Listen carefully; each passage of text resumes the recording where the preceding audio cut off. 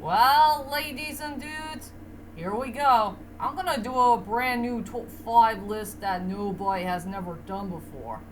That featured angels and demons. But also, there's 3 important things you should know about this film, and 3 important things only.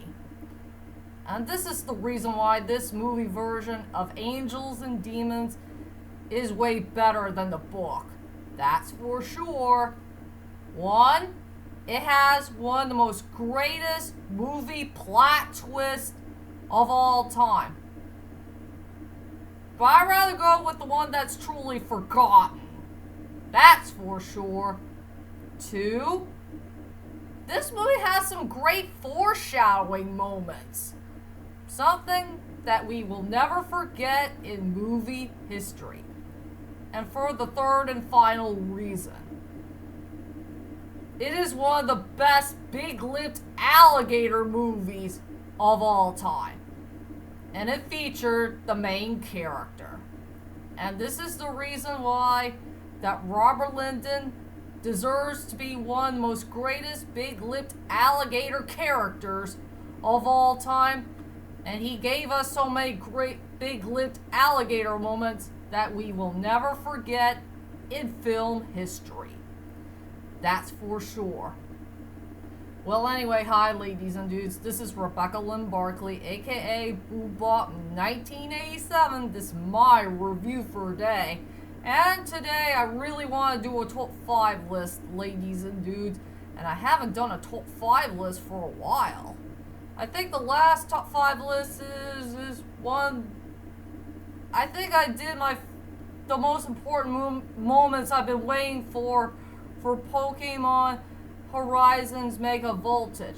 I only got one part right, but I'm afraid I'll have to wait for the other ones to come. You know, the most important moments looking forward to when the Pokemon series continues on. Well, if you guys get the story. But anyway, ladies and dudes, I decided to bring back my favorite film of all time, Angels and Demons. And I decided to do a brand new top 5 list that nobody has never done before. Well, not one, but 2. I decided to count down my favorite moments that ever happened in this film. Well, for the first half and the second half, I decided to do the first half first. Here. Has something to do with this form. Yeah, Robert Lyndon, known as the Professor. This is his Professor form. His real form. His true form. And only happened like 50 minutes timeline of his character. So anyway, I'm gonna do my top 5 most favorite moments that featured in the first half of Angels and Demons. And all I could say about the first half of the movie is just a warm up. There's so many great moments to be found in this film that really did blow me away, but not all of that much. But when the second half comes in, it'll be pretty darn interesting. That's for sure. Well, let me calm down a little bit.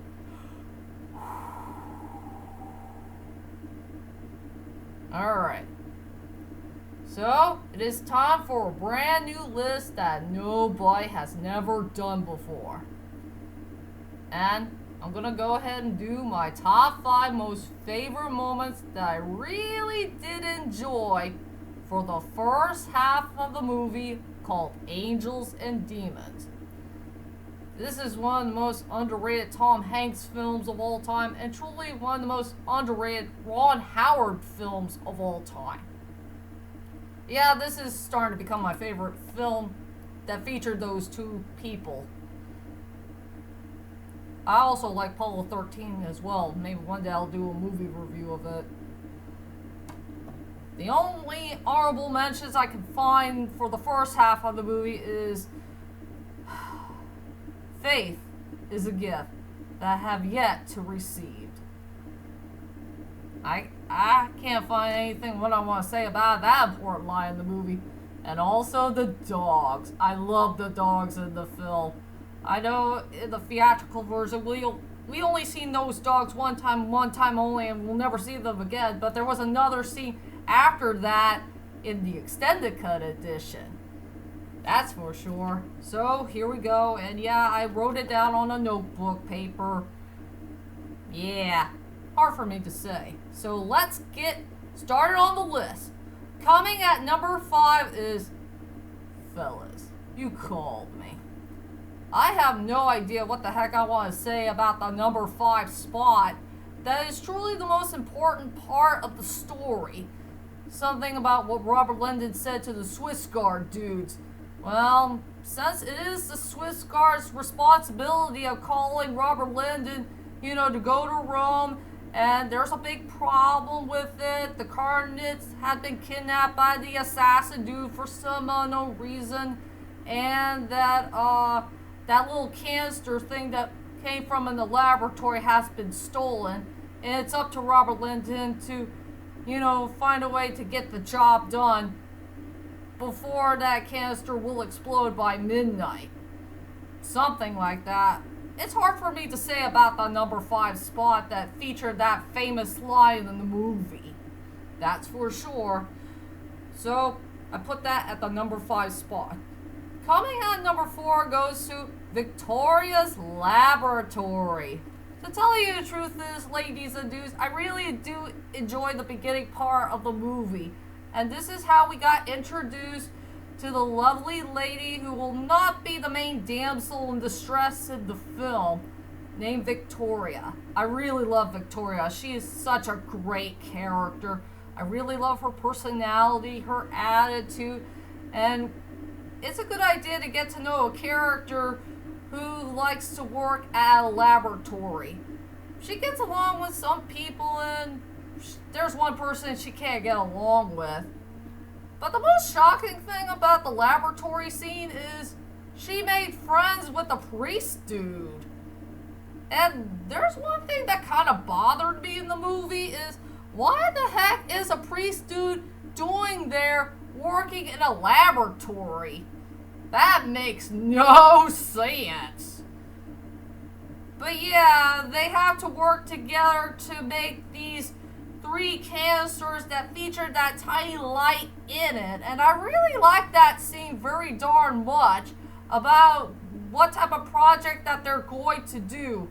But not until like a few minutes later, Victoria had decided to check on her priest friend, who's responsible for taking care of those 3 canisters, and she found out that her priest friend got murdered for some unknown reason, and one of the canisters has been stolen. Yep, that's something you did not see coming. That's for sure. And that's why it has to fit at the number 4 spot.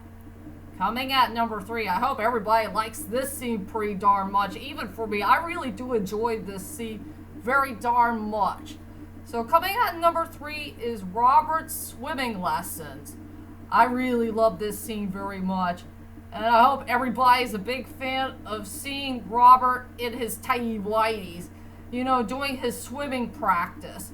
I guess he's ready to do the Olympic thing or something, or he want to do it for fun. Yeah, and that's one of the main foreshadowing moments in the movie is he's going to do some swimming. I'll tell you that when the second half comes in. Yeah. He's a very good swimmer. He practices it all the time. He likes to go back and forth, back and forth, back and forth. Not until one of the Swiss Guard dudes showed up in the swimming area, and he has to tell Robert Lyndon about this big giant emergency. And also this weird sign that came out of nowhere.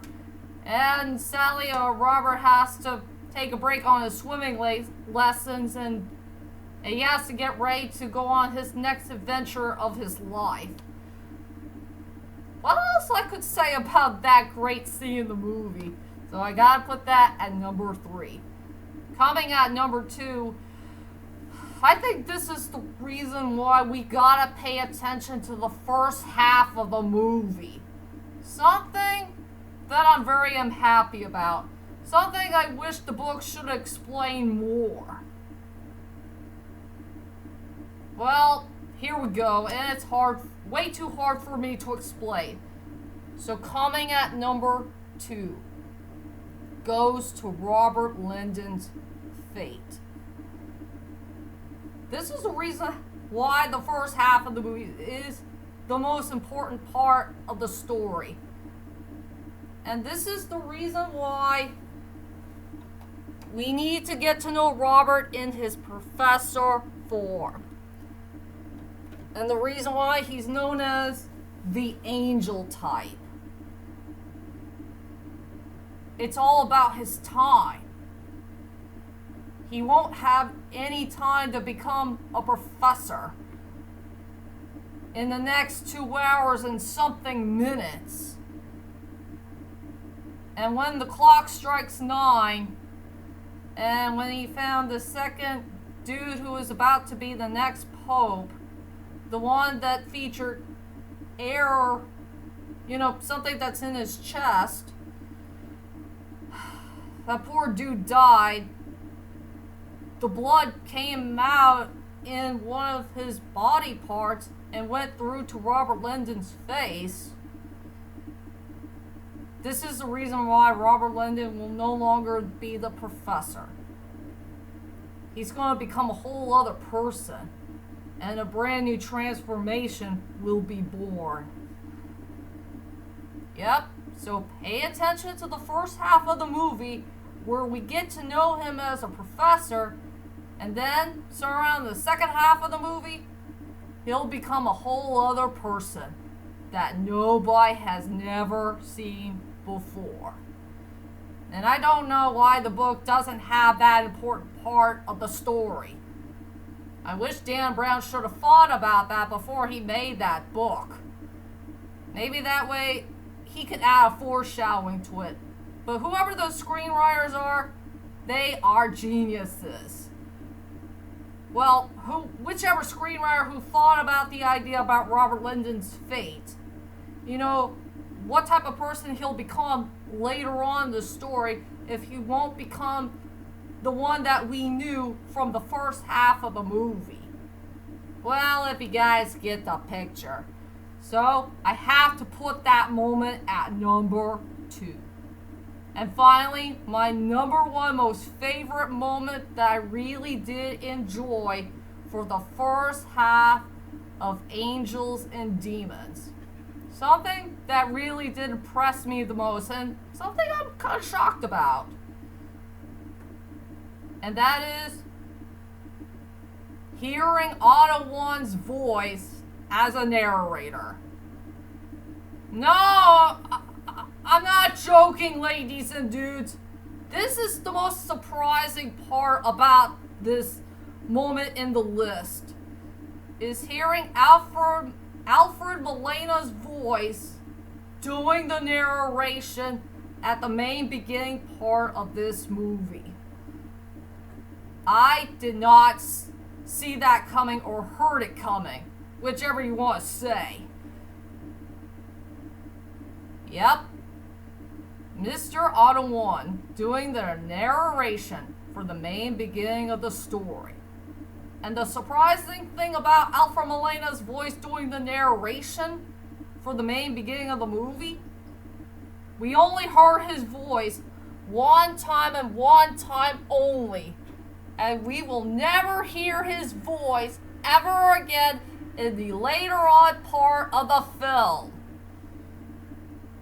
So, this is the reason why that Mr. Otto One deserves to be the king of all big-lipped alligator moments.